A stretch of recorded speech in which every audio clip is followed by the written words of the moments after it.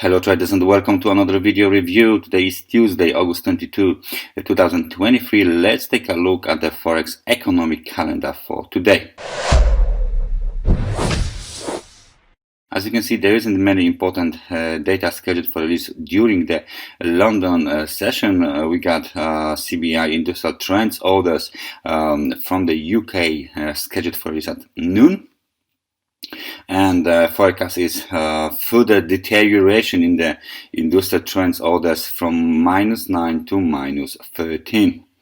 The key event of today is the existing home sales data release, scheduled for release, of course, at 4 p.m. as usual. And this time there is a slight change to the downside in existing home sales because previous reading was 4,160,000. This time there's supposed to be 10,000 existing home sales less. That's the forecast for the home sales. At 8:30 we got FOMC member Bowman to give a speech, and then as usual 30 minutes past 10 API weekly crude oil stock data are scheduled for this. Last time the previous reading was over -6 million barrels of the crude oil. So doesn't actually looks like a busy day.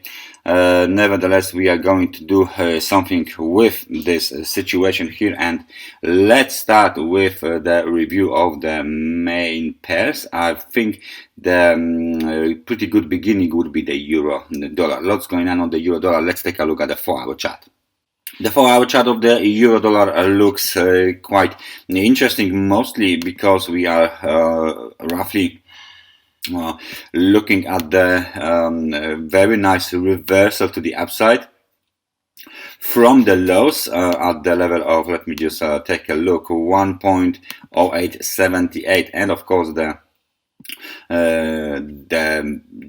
correction low at 1.0846. The recent bounce is not maybe very impressive, but it's followed by the momentum. Momentum is right now at the level of almost 60, so it's nice, strong momentum. And where are we heading then? Let me just zoom in here and calibrate my chart. So where are we heading? Most likely the next step for the bulls is to test the 100 periods moving average. Right now it's located at 1.0947.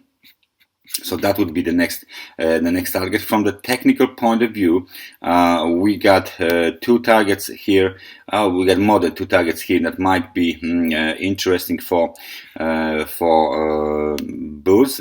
One of them is located at 1.0953, and the other one is just a little bit above, located at 1.0968. Otherwise, if these two technical resistance levels are violated, then the swing high from the August 10th is next up to the test, because it's located at 1.1062.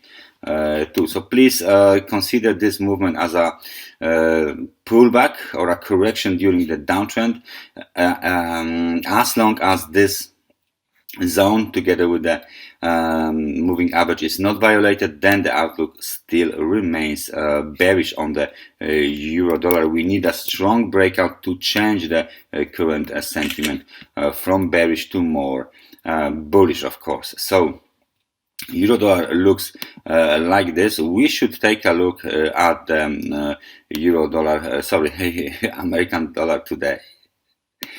Swiss to the Japanese yen, because just recently we broke above this very interesting technical resistance level. Let me just put the correct level on the chart. 145.8. That's basically that's the level of the technical resistance that was violated. New high was made. Then this level was tested, so market is technical because it recognized the levels, of course, and now we bounced from this level, but there is no new high. Okay, there is no new high done yet. So let me just change this line from the highs at 146.57. Okay, so we will apply the technical resistance line, and as long as this market trades of course above the 140, let's say the lows of the 144.94, we can even put one more line here, then the outlook is bullish, because there is still a chance for this market to move a little bit of course higher towards the next target for the bulls. However, for now it doesn't actually looks that good, because this pullback here towards the 100 periods moving average was made on very low momentum. It's nowhere near to the upward rally momentum that hit the level of 80 basically. So what should we expect?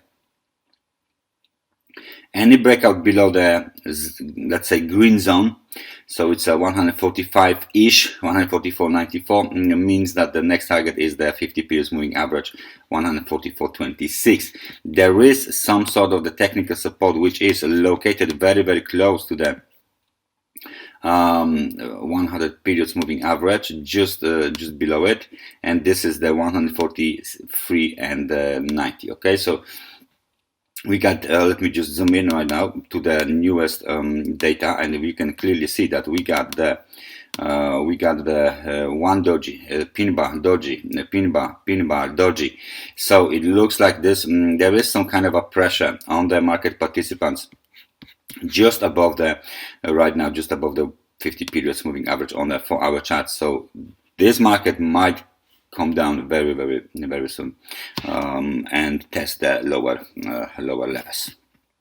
Because of the crude oil data scheduled for release very soon, let's just jump into the newest situation on the crude oil 4-hour chart. Yes, we got 82.46. This is the technical resistance and you know, this correction high. Then, as you can see, we got the bearish engulfing pattern and the confirmation breaking below 50 and 100 periods moving average on the 4-hour chart. So this looks like something serious is going on here. If we even put the